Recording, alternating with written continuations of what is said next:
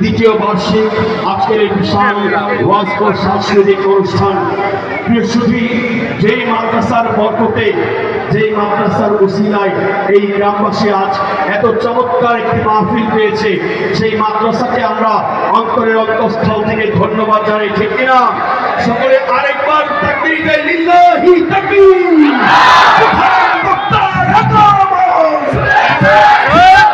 গ্রামবাসীর পক্ষ থেকে,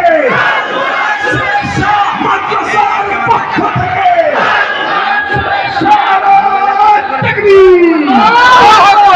আমি যেটি বলছিলাম, অত্র এলাকার সকল সম্মানিত গার্ডিয়ানদেরকে বলবো, আপনার সন্তানদেরকে যদি আপনার সন্তানের উজ্জ্বল ভবিষ্যৎ কামনা করেন, সেজন্য আপনাদেরকে জহুরুল হুফাজুল কোরআন মাদ্রাসায় আপনার সন্তানদেরকে ভর্তি করাবেন বলে আমরা আশাবাদী।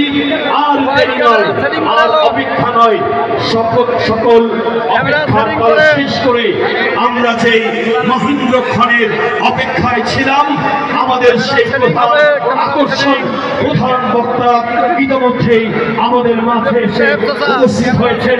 এখন আপনাদের সম্মুখে কোরআন ও হাদিসের আলোকে গুরুত্বপূর্ণ নসিহত পেশ করবেন আন্তর্জাতিক খ্যাতিসম্পন্ন মুফাসসিরে কোরআন আল্লামা